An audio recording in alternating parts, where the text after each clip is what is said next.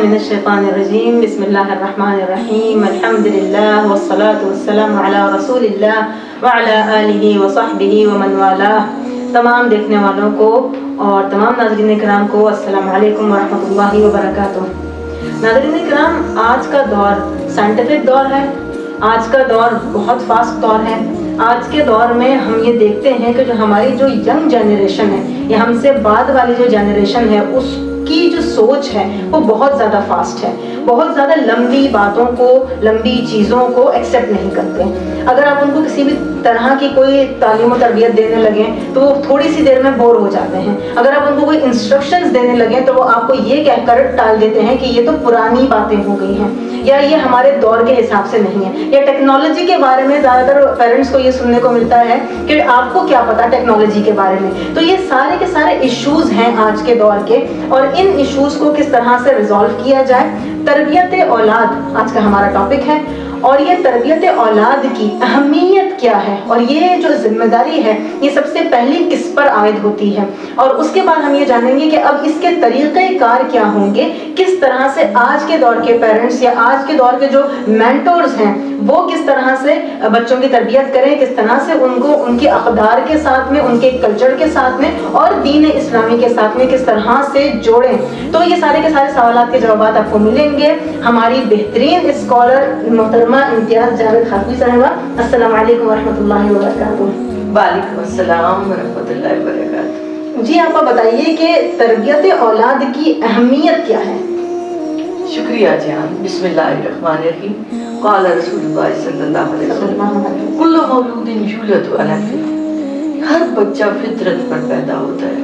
یہ اس کے والدین ہیں جو اس کو یہودی، نصرانی یا مجوسی بنا دیتے ہیں. آپ دیکھیں ایک بچہ پیدا ہوتا ہے تو گویا اس اللہ رب العزت نے اسے معصوم پیدا کیا.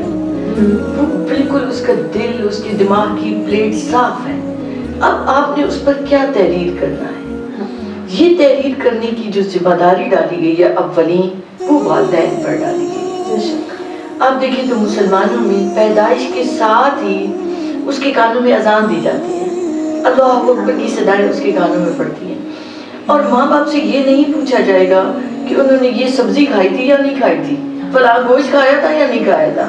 نہیں، ان سے سوال کس بات پہ کیا جائے گا کہ وہ اولاد، وہ بچے جو اللہ نے آپ کو نعمت کی طرح عطا کی، ان کی آپ نے صحیح تربیت کی یا نہیں کی. اور اس میں بھی زیادہ ذمہ داری جو میں کہوں گی ماں کی ہوتی ہے، کیونکہ بچہ سب سے زیادہ اٹیچ ماں کے ساتھ ہے. اور آپ دیکھیں تو اب سائنس یہ بتاتی ہے کہ وہ پریگنینسی کا دور جب شروع ہو جاتا ہے تو بچہ اس وقت بھی ماں کے جذبات کو، ماں کی سوچ کو، فکر کو، اس کے اثرات کو لے رہا ہے. گویا اس وقت سے ماں کی جو سوچ ہے، ماں کی جو فکر ہے وہ اس پر اثر انداز ہو رہی ہے. اور جب وہ دنیا میں آ جاتا ہے تو سب سے پہلا ٹچ ہی اس کو ماں کا ملتا ہے. ماں کے وجود سے اس نے وہ تربیت لینی ہے، وہ اس نے اس کی رگوں میں اتارنی ہے. جسے میں ایک جملہ کئی بار بولتی ہوں کہ قرآن پاک جو اوراق پر ہے اسے قلب و روح میں اتارے گی جب ماں، تو اس کے دودھ کے ساتھ، اس کی تربیت کے ساتھ، اس کے لمس کے ساتھ وہ بچوں کی رگوں میں اترے گا. تربیت اسی وقت سے شروع ہو گئی جب وہ دنیا میں آیا. اور آپ دیکھیں تو یہ ایک گھر جو ہے وہ انسان سازی کا کارخانہ ہے کہ آپ نے اس میں وہ جو پروڈکٹ تیار کرنی ہے، ایک مسلمان تیار کرنا ہے، آپ نے ایک مجاہد تیار کرنا ہے، ایک مومن تیار کرنا ہے جسے اس سوسائٹی کو دینا ہے کہ جس میں جا کے وہ ایمان کی خوشبو پھیلائے. تو اس لیے ذمہ داری کئی گنا بڑھ جاتی ہے ایک عورت کی، ایک ماں کی، اور بطور عمومی طور پر آپ دیکھیں تو پورے گھر کی. بزرگ بھی ہیں اس میں، والدین، باپ بھی ہے، سب کی ذمہ داری ہے کہ اس بچے کی تربیت میں حصہ لیں اور اسے بری چیزوں سے بچنے کے طریقے سکھائیں. بالکل صحیح کہہ رہی ہیں آپ. تو یہ کہ سمجھ میں یہ آیا کہ سب سے پہلی جو ذمہ داری آتی ہے وہ ماں کی آتی ہے، اس کے بعد والد کی آتی ہے، اور اس کے بعد گھر والوں کی بھی آتی ہے، جیسے دادا دادی ہیں، نانا نانی ہیں. تو یہ جو کلچر ہمارا تھا کہ نانیاں بیٹھ کے قصے سنا رہی ہیں، دادیاں بیٹھ کے قصے سنا رہی ہیں، تو اس کی بھی بڑی امپورٹنس ہے. ہاں، تو یہ کہ ان چیزوں کو جو ہے وہ اپنی اقدار سے جڑے رہنا بہت زیادہ ضروری ہے. اور اگر ہم اس چیز کو فالو کر رہے ہوں گے، کیونکہ آج کا بچہ لیکچر نہیں سنے گا، وہ آپ کو کو دیکھ کے فالو کرے گا. اگر آپ خود کر رہے ہیں تو وہ بچہ بھی اس چیز کو فالو کرے گا. تو پھر آپ یہ بتا دیجیے کہ طریقہ کار کیا ہوں گے, کہ کیا طریقہ کار, چھوٹے چھوٹے ایسے طریقہ کار جو مائیں یا جو والد ہیں وہ کس طرح سے بچوں کو ٹائم دیں, کس طرح سے آج کی ماں بزی ہوئی بھی ہے تو اس کو کیا کرنا چاہیے, اور جو ہمارے بڑے ہیں دیکھا یہ جا رہا ہے کہ آج بڑے بھی بزی ہیں بہت زیادہ, ان کے پاس بھی بچوں کے لیے وقت نہیں ہے, تو اس کو کس طرح سے مینج کیا جائے. ایک تو یہ کہ گیپ بہت آ گیا, جنریشن گیپ, کیونکہ آپ دیکھیں تو پچھلے 20 سالوں میں جتنی سائنس اور ٹیکنالوجی نے ترقی کی ہے وہ پچھلی 2 صدیوں میں بھی نہیں ہوئی تھی جتنی اب فاسٹ دور آ گیا ہے. اور ماں باپ اور بزرگوں کی جہاں تک بات ہے تو ہمارے کلچر کا یہ حصہ تھا کہ ان کو عزت اور اہمیت دی جاتی تھی, ان کی بات سنی جاتی تھی. جب ہم خود ان بڑوں کو وہ عزت نہیں دے رہے ہوتے, جس کی وجہ سے دوریاں بڑھ رہی ہیں, بچے بھی ان کی رسپیکٹ نہیں کرتے, اور کل کو جب ہم اس جگہ پر ہوں گے تو بچے ہمارے ساتھ وہی بیہیو کریں گے جو ہم کرتے ہیں. اس لیے ہمیں یہ خیال رکھنا ہے کہ یہ فوراً گیو اینڈ ٹیک والا معاملہ ہے. آج ہم کریں گے تو ہماری ہوگی. جو آپ نے بات کی, دیکھیں میں کراچی شہر میں رہتی ہوں نا, تو یہاں ورکنگ ویمن بہت زیادہ ہے, مطلب ہر بندہ مصروف ہے. آپ نے اس مصروفیت میں جو ٹائم بچے کو دینا ہے, جو ٹائم آپ کے پاس ہے, اور آپ نے لازماً 2-3 گھنٹے تو آپ نے الگ سے نکال کر رکھنے ہیں کہ یہ میرے بچوں کے لیے ہیں, اور ان بچوں کو اس وقت آپ نے کوالٹی ٹائم دینا ہے. کوالٹی ٹائم سے مراد یہ کہ آپ ان کی دلچسپیوں میں دلچسپی لیں, آپ سنیں ان کی بات, آپ ان کی سوچ کو سنیں, آپ ان کے دوستوں سے آگاہ ہوں, آپ ان کی بک سے آگاہ ہوں, آپ ان کی اس جو ان کو آپ نے موبائل دے دیا ہے اس سے آگاہ ہوں. تو میں ایک اوور آل بات کر رہی ہوں کہ ایک کوالٹی ٹائم کا مطلب یہ نہیں کہ آپ نے 3 گھنٹے بیٹھ کے تو آپ صرف ان کے جوتے پالش کر دیے, یونیفارم استری کر کے رکھ دی, آپ کہیں میں نے 3 گھنٹے تو ان کے لیے گزار دیے. نہیں, یہ 3 گھنٹے جو میں بات کر رہی ہوں یہ آپ نے فل بچوں پہ اٹینشن دینی ہے, ان کی بات سننی ہے. جب آپ 10 باتیں ان کی سنیں گی نا تب وہ آپ کی ایک بات سنیں گی. تو ایک یہ آپ کو خیال رکھنا ہے. دوسرا ایک اور یہ ذہن میں رکھیں, جو دین سے وابستہ لوگ ہیں وہ یہ سمجھتے ہیں کہ ہمارا گھر کا ماحول دینی ہے, یا میں نماز پڑھ رہی ہوں تو بچے کو خود بخود یہ آنا چاہیے, اور یہ کیوں نہیں آ رہا, پھر کیوں بدتمیز ہو رہا.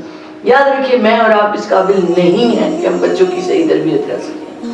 ہمیں کوشش ضرور کرنی ہے, اسٹرگل کرنی ہے کہ میں بچے کو کوئی اچھی بات, آج کے دن میں نے اسے کیا اچھی بات سکھائی, سلام کرنا سکھا دیا میں نے اسے کھانے کے آداب سکھا دیے, میں نے اسے سونے کے آداب سکھا دیے. جو بچہ بڑا ہو رہا ہے آپ نے ہر دن کا ایک اپنا بنا لینا ہے کہ آج میں نے بچے کو یا ایک ہفتے میں یہ چیز سکھانی ہے. ایک بات تو یہ ہے. دوسرا یہ کہ جب بھی نماز پڑھے تو اللہ کی بارگاہ میں جائیں, اپنی عاجزی کا اعتراف کریں کہ یا اللہ میں اس قابل نہیں ہوں, تو ہی ہے جو مجھے نیک اور صالح اولاد عطا فرما, نیکی کی اس صراط مستقیم پر چلانے میں میری مدد فرما. دیکھیں یہ جو دعا بھی ہم مانگتے ہیں, اللہم اعنی علی ذکرک و شکرک و حسن عبادتک, اس سے مدد مانگتے ہیں, اور ہمیں مدد ضرورت ہے قدم قدم پر. تو اس کی بارگاہ ہمیں ایسے دعا گو رہیں کہ اللہ رب العزت کی مدد و نصرت سے ہی ہم تربیت کر سکتے ہیں. بے شک, بالکل صحیح آپ نے فرمایا.